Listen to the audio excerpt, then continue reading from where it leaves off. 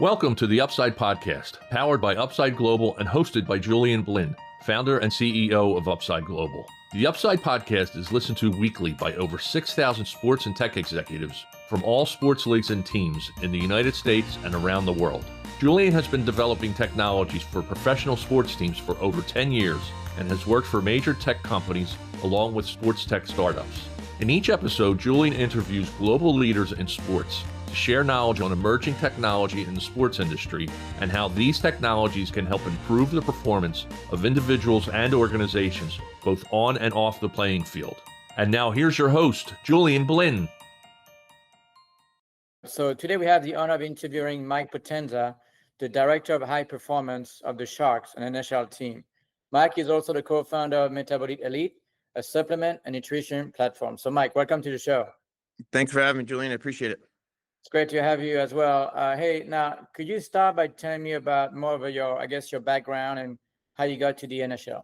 Yeah. It's a long story, so hopefully we don't put any listeners asleep here. But I've been with the Sharks now. This is my 18th season. I started in 2006. I took a 2-year hiatus to go work in the NBA with the Golden State Warriors. So beautiful. I didn't have to move at all. I stayed in the same house, same neighborhood, and my commute got longer. But prior to this, I was at the University of Wisconsin in collegiate performance.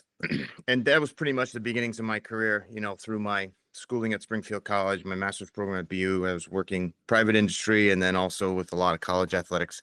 That's basically how you climb the ladder in this industry, right? While at Wisconsin, we were really successful. I was working with men's and women's hockey. I was working with wrestling and softball as well. And we were successful there. And then a couple of opportunities came up in the NHL.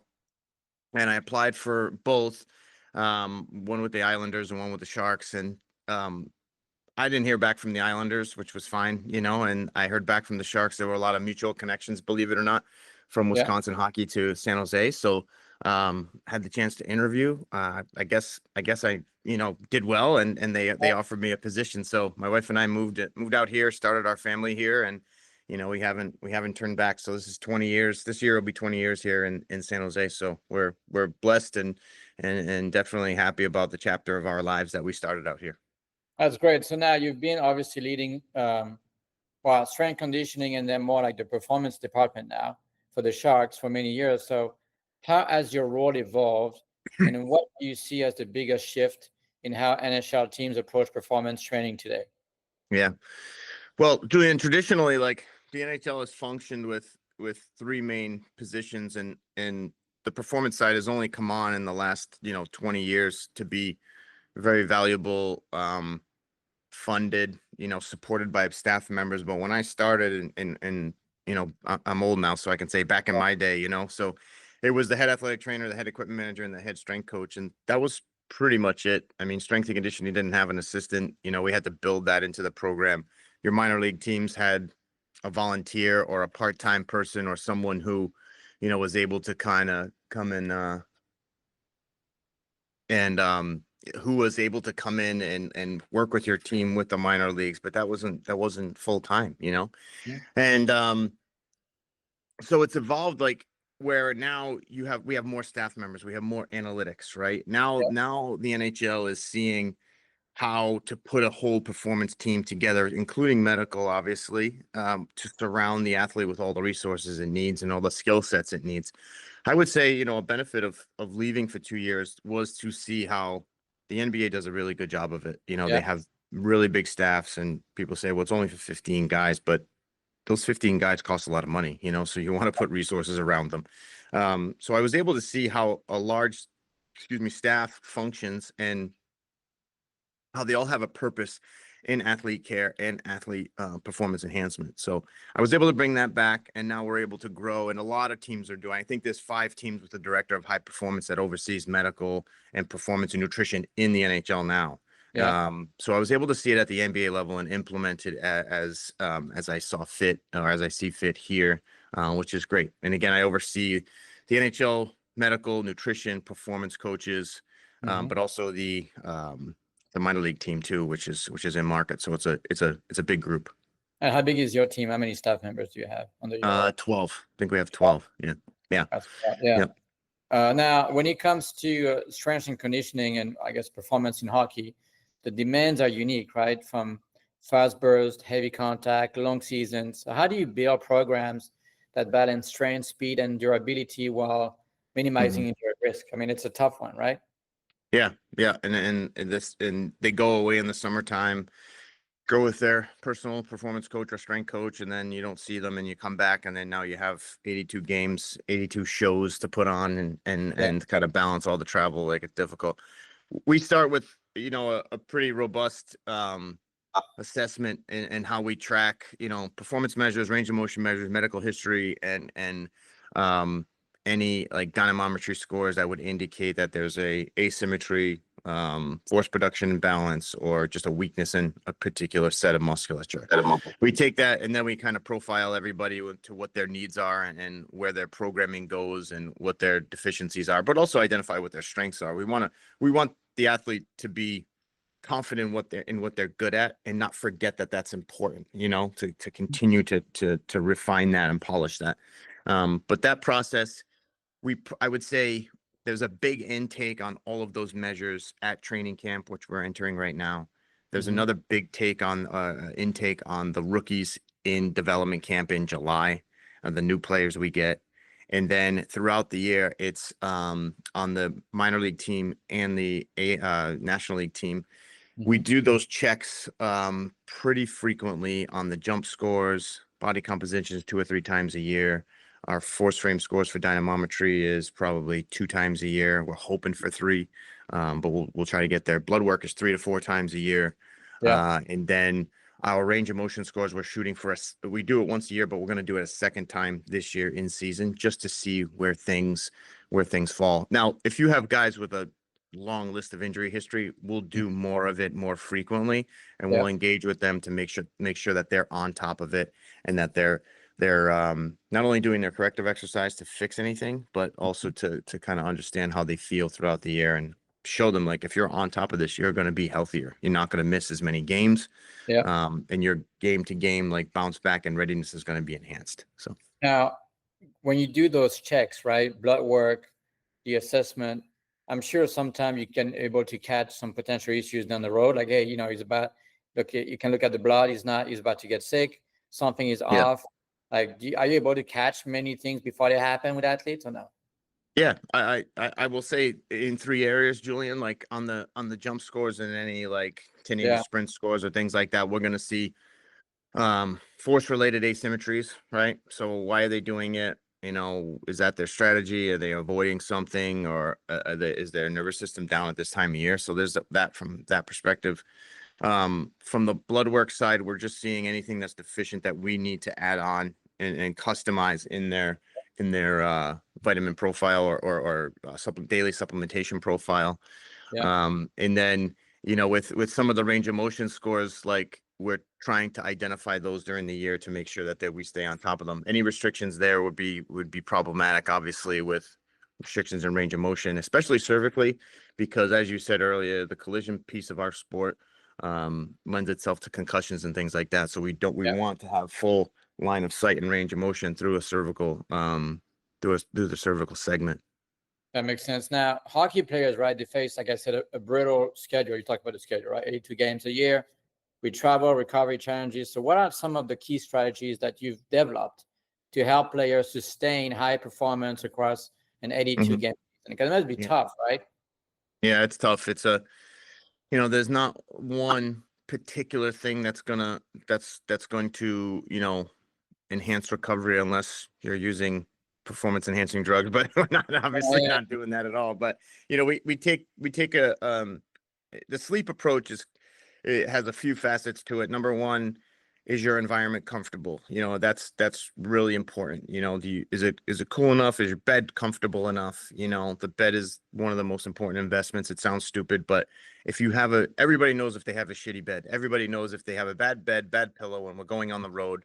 Guys will tell you, and I'm lucky enough to see it in 2 sports. They'll tell you the bad hotels based on how bad the beds are and the pillows are. Really? So yes, absolutely. Like everybody has an opinion about those things, and they should. You know what I mean? And I think we all do. I think I think we all can say in our travels, like, oh man, that bed was terrible, you know? So it's kind of a little bit of an insight kind of in their subjective feedback that's truly very valuable. So in terms of the other pieces of the sleep environment, you know, are they getting enough sleep nutrients to support their sleep? Oddly enough, I guess not oddly enough, but interestingly enough, is that, you know, the same nutrients, vitamins and minerals that help support sleep are actually also utilized very highly with energy system work or metabolic work. So if you're running your magnesium pool low because you have high bouts of anaerobic work, i.e. a hockey shift, then you need to, you know, top off and maximize or repurpose those nutrients for sleep, right? So we take a pretty strategic steps or an approach to, you know, sleep nutrients. The other thing is down regulating before sleep, you know, which is important. So, you know, we're revving up at the point of the nighttime where you're supposed to be down regulating. So how are we doing, how do we get them to relax and kind of get to bed at a normal hour? Our players get to bed after a game at 2 a.m., 3 a.m. So that's challenging, you know, when you have to turn around and have a practice at 9 a.m., you know, So the you next actually day shift the and wake schedule, up at right? 8 to You get to shift the rink. you What's that? shift the schedule a little bit. You adapt the Yeah, schedule. yeah. We do take the other strategy of to maximize recovery. Like in your point was my next one, like shift the schedule later so they can sleep in, most certainly, Yep. especially on the road. But what we're trying to do is we have different devices to help, you know, with whether it's a breathing technique, whether it's a shift wave is a chair that we use to help not only meditative breathing, controlled and breathing, but also the chair itself is relaxing and it has pulses to kind of relax the muscles of your posterior chain. It's actually it's been really effective for guys. They're like, wow, I got to bed a little bit earlier. So that chair, I was talking to a startup in England who told me, I think, about that chair you're just talking about. yeah, yeah, It sounds amazing. I mean, it's awesome. I mean, the chair is comfortable. I mean, I think it does its job there, but the breathing strategies, because there's excitatory breathing strategies pre-game, and then there's calming and relaxing ones to help you get into parasympathetic tone. I think they're great. I think it's been a cool addition. So those are kind of our strategies. And recovery wise, like on the plane, I will say, you know, what are we doing on the plane? We have, you know, we're trying to make sure that they have, compression garments to make sure that their legs don't feel heavy when they get off. We have different EMS type systems to help pumping of the legs when they're on there. We actually got these pretty cool they're called deep sleep. It's like a hoodie that has, you know, a mask that's woven into a hood. Yeah, and it actually creates this pretty cool little cocoon of like relaxation. So you can kind of get in there and it's a cooling type material, so you're not going to get hot and so guys love them. Name of the company? Deep sleep. It's actually it's like DEP sleep. Yeah, they're pretty neat and they customize them. So we have some cool like Sharks logos on it and yeah, it's a great company. So now you're looking at 5 years down the road, right? Maybe 10. How do you think technology is going to evolve, and how do you see a future? How a team could use it to maximize performance, improve recovery, sleep? I mean, how do you envision the market to go in the industry? Yeah, that's a good question. I mean, if I look back now as to if I look at now what's out there, and I look back to what we didn't have, it's like, how did we get here? Like this is pretty fast evolution, but also really interesting. Two things. I think devices are going to get smaller. They're going to get more portable. They're going to be able to do things without this, I guess, huge infrastructure / scaffolding around it. So case in point, like we have Catapult, and Catapult is already very small. I think the chip will get smaller and more convenient, but I also think like Clear Sky, we have it in the rink, you know. I think Clear Sky is going to maybe eventually probably go away and everything is going to be tracked on the accelerometer, or maybe you have one antenna and one hub getting all your information there. I think it'll get to be that far. What scares me is like the AI component of workout design / projections on, and assumptions and kind of like these modelings of, all right, is this exactly what we're seeing? I don't know. I'm not a I don't know enough about AI. Only I know it corrects my grammar and my sentence structure when I'm writing things. So Yeah. it's great to have a personal quick editor. But I think AI is going to play more of a component, you know, on program design, and coaches may just default to that. Who knows? You know, I still think we need to get to a place where the consolidation of everything is easy, you know, like between, I know there's API infrastructure. I know there's like, you can pull everything into one platform. But still, there's still things that I know coaches, and when we're developing our own kind of athlete management system with SAP, because we're an SAP company, but Yeah.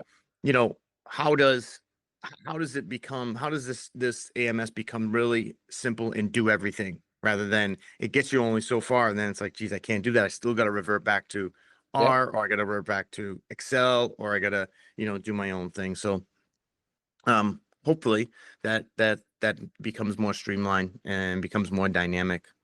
I mean, I talk to team all the time, and I was talking to an NBA team, and they basically, like you did, well, kind of what you did, right? They build their own system. It's not an AMS, basically a chatbot, and they ask, you know, what is the status update on that player, when he's going to be back from the injury, and the system will tell you, oh, he's going to be back on that date, you know. And I think that's kind of where the industry is going with teams. Yes, there are still teams that are, you know, buying third-party companies, you know, from software like, you know, Teamworks or, you know, Kitman Labs, whatever it is. But I think that teams are going to try to build their own solution and have their own AI team, dev team to build everything from scratch. Yeah. Right. Yeah. That's just where it's going. But I think, like, and I know some companies, you know, they're working towards building an AI that can predict injuries before it happens. And that's been like, they talk about this for like 10 years, right? All right. Years ago, they were saying, well, we can predict injuries. And then they say, well, the team said, no, you cannot predict injuries. If the guy get hit in the face, you can't predict that. Right. You can't. So, but You I can't think predict a collision, you know. can't predict that, right? You know. I mean, you know, so, but it's getting better every year, right? Yep, it is. And I think the other two, you bring up a good point, is that you know, the wearables in terms of speed and how we video is the biomechanical side is coming, especially in hockey. There's some really good coaches doing some really cool stuff with more biomechanical analysis, but you know, 1080 has a tether on it. Obviously, there's a line on it to measure and track you. I think they've doing an amazing job, but there's going to be better technology where it's videoed. The kinematic or kinogram is going to be overlaid from a hockey standpoint as to what angles your athletes are at, and we're going to get better at these kind of you know, decision-making tree models where you know, okay, this guy's tight here on a, you know, a simple range of motion test. He exhibits this angle. I can't get into it on the ice or on the track. And then, okay, this is going to lead to this, you know? So there's some really good information coming out about that. It's only going to grow. And it may not be belted, but it's going to then become just video analysis or some sort of chip. You know, I've already seen a couple of the starts of a wearable that measures speed, foot path, biomechanical data, and accelerations and force outputs per stride. So, which is pretty cool, you know. So that's coming, you know. Well, I mean, you're in the Silicon Valley, right? I mean, there's one guy you should know, that should be you, right? Yeah. You picked the wrong guy to be the tech genius guy, of right? sport. That's for sure. Now let's talk about your startup for a second. So you're the co-founder of a company called Metabolic Elite, right? So can you tell me more about the company, the product, and where you guys want to go? Yeah. You know, it's been an amazing project. I'm super excited about it. I think you felt that when we talked last time about, you know, it. We launched about 18 months ago. I co-founded it with a good friend named Jim Laval. He's tremendous. He's probably the best blood work analysis nutritionist, you know, clinical pharmacist, and like, geez, the list goes on. He's an amazing educator. You know, I met Jim in 2010 because he was teaching the biosignature for Charles Poliquin, and at the time I was the NHL strength coach's vice president, and I was leading the charge on education for the NHL Strength Coaches Association. So I was like, well, Jim's got to talk to our group. And he did for 3 straight years and became one of our best and most frequent educators. And Jim and I just hit it off. We started using the metabolic code, his clinical practice, for not only supplementation and nutrients, but blood work. Our blood work platform for our athletes is through the Metabolic Code. Jim's developed this over 45 years of his clinical experience, thousands of patients. He created a systems biology model that has triads that biologically affect each other. You know, one of the most common ones is gut immune brain. So if there is a dysfunction that you can see in the blood work panel, in those three, it'll affect those three areas, and those three areas are always interacting with each other. But there's other systems, obviously, that he's in his research, he's come to kind of link together. Super effective, an amazing guy. So one day we were just talking about, like, you know, the industry and how it's challenging because he formulated some of the biggest companies out there: Metagenics, Thorne, Momentous, Charles Poliquin, and the business side, like anything else, Julian, it gets to be dicey. It gets to be, dirty. It's the shitty part of kind of what we do sometimes, So in Jim's reluctancy, he sounded disappointed about the way things were going with certain agreements that he had. And I said, Jim, why don't you just do it yourself? Why don't you just build your own sport line? Why don't you call it Metabolic Elite? You could put a board of advisors together, and you go and you make specific nutrients for specific use cases. In terms of the board of advisors, the coaches can, like I said, like myself, can educate on their methods, and then talk about the supportive nutrients that help optimize that particular phase of the training cycle or the end game for the athlete, whether it be rehab or whether it be higher performance. So he looked at me with this blank stare, and I thought I said something stupid, but he's like, "Yeah, we're gonna do it." And I was like, "We're gonna do it?" I was like, "I have no idea how to start a I didn't supplement believe it at company." that point. Yeah. I was like, "You're asking me?" And so he's like, "No, I know how to do the supplement company, but you can get the board of advisors together. We can get coaches involved." And I was like, I'm in. So we've done just that. I will say, like, this conversation happened probably 3 years ago, and what really, really took it off was the addition of Jim's son, Christian, who got his master's degree at Texas Tech.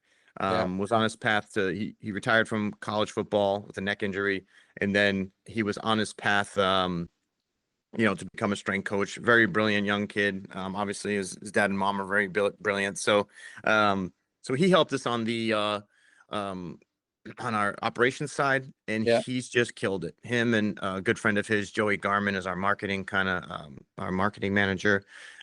They have brought it to new heights, and that really has given us the speed and the push to get out, and get the message out. But we're super proud of it. We have nutrients, again, that are super specific to use cases. We have two unique things. Was that we have a liposomal technology as the main part of our brand. So our liposomes are 2 years shelf stable. They are highly absorbable because the particles are nanotized. They're highly absorbable orally. That's what kind of makes the big impact. We took nutrients that were difficult to digest in the gut, like glutathione is one particular one, and Jim partnered with this liposomal technology company that makes these chewables, and we were able to hit it off with these nutrients. We're seeing amazing results. We have interest from 5 universities to do testing. We're speaking with 3 of them now. So within, I would say, early 2026, you're going to see studies on several different of our products. So super exciting. We've partnered with other companies, so we do have, like, powder form, pill form, or capsule form of other nutrients, but we've partnered with other companies that we see that are doing a really amazing job that in their particular space. One is True Niagen with an NAD product. Another one is Wakanagan, that has a probiotic, aged garlic extract, and immune system boosting product called Magicare. Jim has a really strong connection with that company or these companies, so we put them. We're reselling those as well. Revasca is an interesting product because it promotes blood flow and reoxygenation to the microcapillary level. So which is wild, especially for injured athletes, and to get that tissue reoxygenated and get blood flow deep within that capillary bed. So you can see all that stuff on the website, but it's exciting. The blog is awesome too, because you see all of our coaches, the board of advisors that I put together, that they're educating on exactly that, how they use the nutrients in their training cycle and across the year for their athletes. That's great. So now, how would you summarize, you think, are the biggest benefits for the teams, the athletes, to use your product, whether it's an NHL team or NBA or MLS Yeah. or pro clubs? Like, what are the biggest benefits, you think? Well, we have number one, first and foremost, that athletes should know, competing at all levels, is that we're banned substances tested through BSCG. We take that very seriously. We partnered with BSCG, Banned Substance Control Group, one because we love Oliver Catlin. He's an amazing person. He's a very bright businessman. He's also very great scientifically in terms of what's tested, how it's tested, and not just the product itself, but the raw materials and then the facility. So we've partnered with them. We feel strongly that they test for, over 300 banned substances on the WADA list. They test for, they test the raw material, they test the facility. So there's depth within, great depth to what they provide. So that's important to us. So our athletes have confidence in it. If you look at our site, the big things for athletes, I would say the ones that we're getting a lot of interest in is our Enduro 2 product, which is a rhodiola product. So that'll help with aerobic capacity. It'll help with time to exhaustion. It'll help with recovery. It's a high dose it's a specific compound found in rhodiola that has been shown to support that energy system, right? And rhodiola has been around for a long time, but there's now studies with this particular dosage and this particular strain and compound of rhodiola that it's highly impactful. That's been popular amongst the athletes that I've worked with, not just with the Sharks, but other teams as well. The other one is a cognitive product that we have. It's called Synapsin, and Synapsin is made from a ginsenoside, and the compounds found in ginseng basically, and it helps with focus and attention. And it's not a nootropic, it's not a caffeine type product that's going to jack you up and just kind of let you down. It just enhances. Jim started making it in the kind of ADHD world, in this clinic, and prescribing actually this dosage and this ingredient, and started off as a nasal spray to kind of pass the membrane layer and get right to your brain. We did use a nasal spray for concussions, and we saw a massive impact. Yeah. Because it affects the microglial cells and their how damaged they are through stress, through environmental burden, through concussion and impacts and things like that. So the ingredient impacts that, and it almost like clears the fog away, so it's not jacking you up, but it's clearing the fog away. Now you can really focus. We've seen, so we use it pregame. We'll use it for skill-based sessions where guys can really hone in and focus.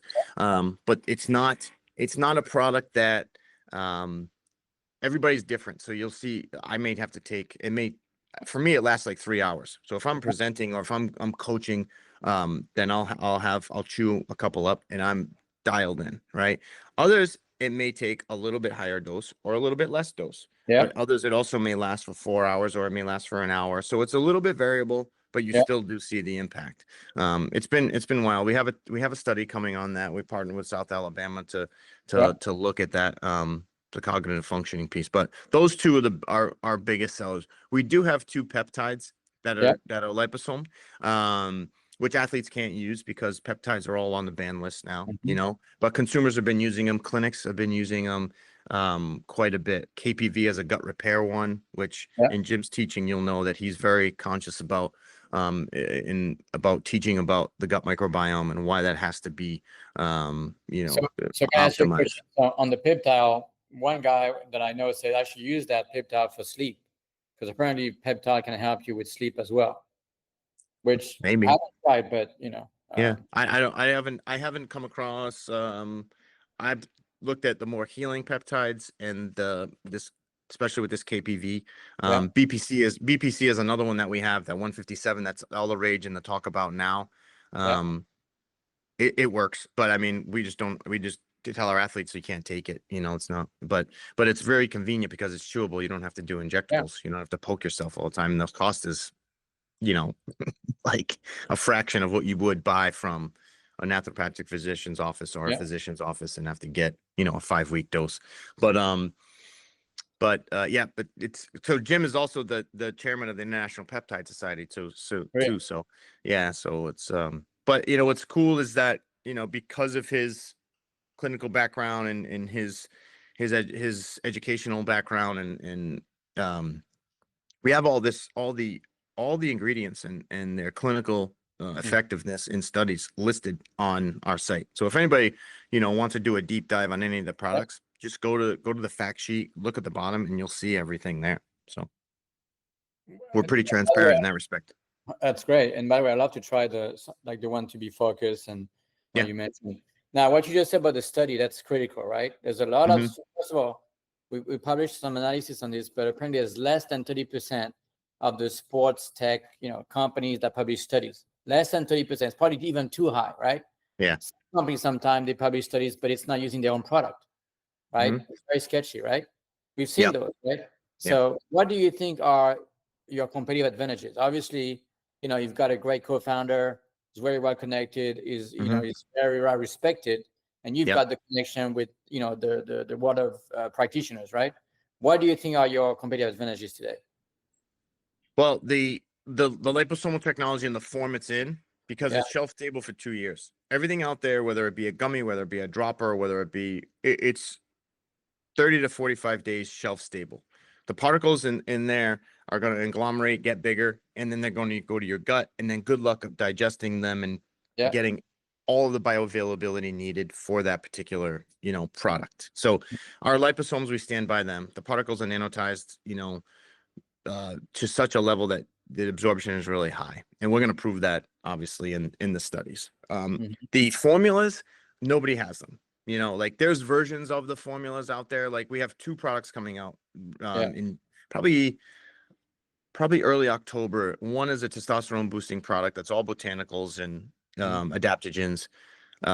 There's products similar, and I say similar because one of them has one ingredient, but they don't have the collection of ingredients that we have. And it's also not in the clinical dose that's been shown in the literature to say that you're going to move the needle on testosterone levels and hormonal levels. So, and if you, and if in the competition product, you have to take 15 pills a day. So like that's not realistic. Yeah, absolutely. So that I think our formulas are super strong in that respect because of Jim and his thought process. Now, what's really cool about our business is that it's a group. It's a group of friends. Like it's guys like who rated together. So we have this little think tank of like, hey, what about this product? Can we develop this, together? So there's kind of that R&D, if you will, internally that we go through together to find out some new formulations, right?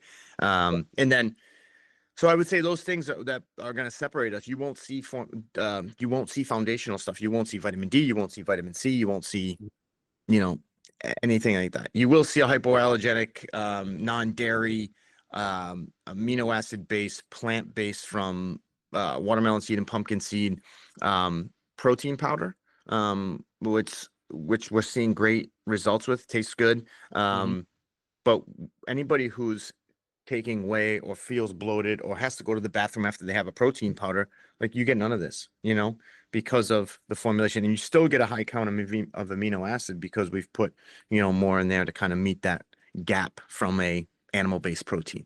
So by the way, I use like protein shake like twice a day.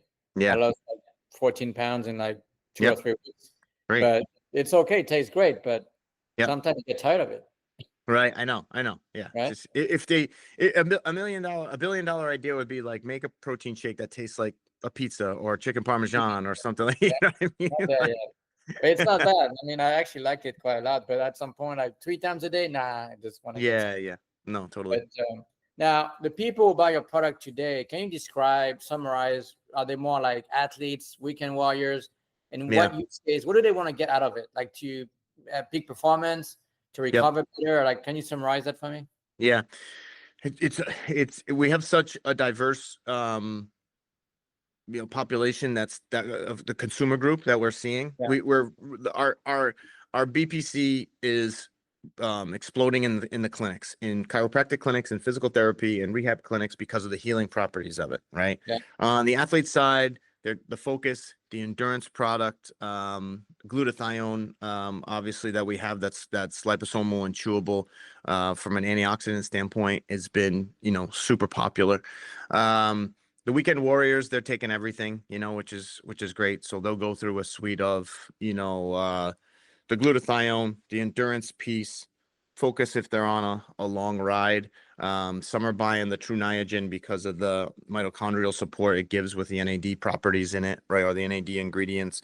But yeah, we're seeing a ton of use cases from all three populations. So we're really not focused on sports or just focused on the clinic. We're trying to be, there's a purpose for everybody. And as you on the blog, when we all go through kind of our educational pieces, that's who we're talking to as well.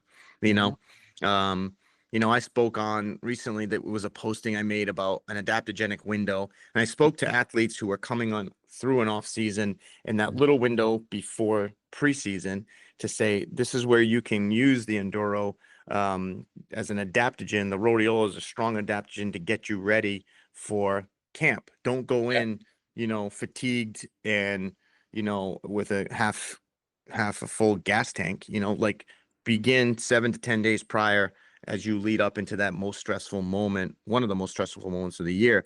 That could also be used in discussions with someone who's getting ready for an Ironman, someone who's getting ready for a marathon and things like that. What are those adaptogenic windows that everybody can kind of use? Or, you know what, the CEO who's got a huge meeting coming up and needs the synapsin and focus, right? Or it needs the glutathione to make sure that his antioxidants are super high and he doesn't get sick and he's going and traveling and the immune system needs to be boosted, all that. But there's a cool product, and this is kind of goes completely on the other side of the athlete world, but the aged garlic extract has research on it that it lowers blood pressure and getting people off their blood pressure medication, and it increases VO2 max. So garlic. Aged garlic, yeah. Yep. It's a capsule, so you swallow it, and you don't get any ill effects where you're burping up garlic, you just, ate a whole clove. But yeah, so that's huge, like just to have those studies. So I give that one to my mom, like who has high blood pressure. So I'll give her that, but I'm also giving it to our athletes because it actually helps the heart, which is one of the most important muscles of our body, maintain strength and obviously optimize that piece of the engine for our guys. Well, I could use that because I got a high blood pressure. I got to take medication. I sounds like I got to send you a big box of samples, and that's no problem. Right. I got you covered. I got you covered. So, thank you. That, by the way, on the garlic piece, my wife, she's from the Caribbean, right? In the Caribbean, when I try that, they eat like a piece of garlic, big chunk of garlic, as an antibiotics. And I was like, there are times where we were sick, and that's what they do. They just take the piece of garlic, and they're not sick anymore. Right. So amazing. It makes sense, right? So how do you see your product making a biggest impact in the next 5 years? Oh, that's a great question. Yeah.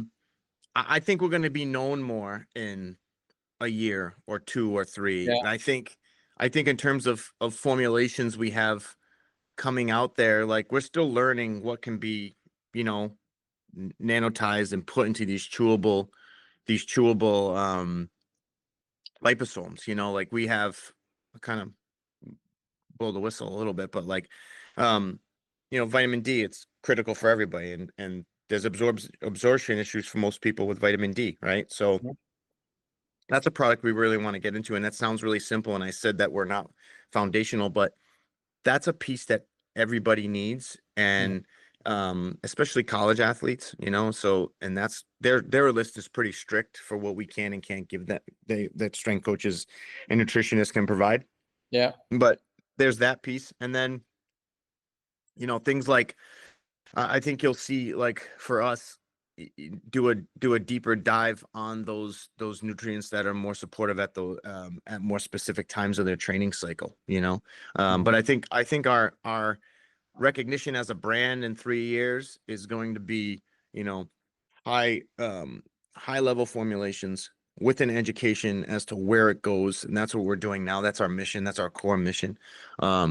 and how you apply those to that training cycle. You'll see us, we already are in the works for a couple courses where people can understand not only Jim's methodology, but also like how we program and plan for specific cases.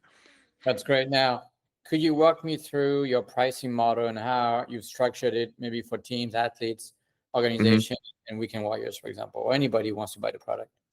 Yeah, so we're a consumer. The consumers can purchase online at metabolicelite.co, and then we have affiliate programs where if there's trainers or coaches who want to promote the product, we have an affiliate agreement that can happen. Obviously, if you are a brick and mortar training center or clinic or business, then we offer a wholesale program, which is 50% off the retail price, which can be a good model as if you're okay with moving product, obviously, that you have in hand and on site. We haven't gotten into the white labeling any products yet. We're still trying to build our own brand. We don't foresee going down that route for a long time. But those are kind of the pricing models that we have. That's great. Now, looking ahead, what are your biggest goals for the next 12 months as you grow the company? Maybe you introduce some new product line, raise money. I mean, what are your goals? Yeah, we do have to raise money at some point because we want to drive more marketing dollars. We want to hire more people to go out and close leads that we have in certain areas. We want to get into sport more. We're going to continue to push there. Sometimes it's challenging because some leagues take BSEG, some leagues don't. Some leagues only take NSF products, or you're only allowed to buy NSF products. So we're hoping to get into more sport. We're hoping to get into more individual athletes, and not just pro sport, but we're trying to get into the use cases of distance runners and track athletes and rowing, endurance sports, things like that. That community is massive, and these products would be a huge help, for those, and even the recreational athletes who are cycling and running, all that stuff. And then in 12 months we hope to have a handful of those studies that we talked about, through those universities to show the effectiveness of the product. That's great. Now, last question is, what's the best way to reach out to you? I mean, we've got lots of team listening to the podcast every week. So what's the best way to reach out to you to learn more and for the product? Yeah, the best one is my email, my Metabolic Elite email. So it's mike@metabolicelite.co. And I'll respond, back to you, and we can, maybe even jump on a call and engage if you're interested in any of the products. But if you go right to the site, there's a lot of information to comb through and breeze through. So I think your listeners will find it educational, most certainly. That's great. Well, look, we're at the end of the podcast, but I want to thank you for your time today. Good luck with the season and good luck with your company. So thanks, Julian. Appreciate it. Thanks for having me. You're welcome. Thank you. Thank you for listening. To access past episodes and other research, articles, and analysis of sports technology, please visit our website, theupside.us. Subscribe to the Upside newsletter and receive full access to our sports tech business letter and website. Royalty-free music is provided by ibaudio.com. The Upside podcast provides timely insights and interviews with global leaders in sports technology. Until next time, keep looking to the upside.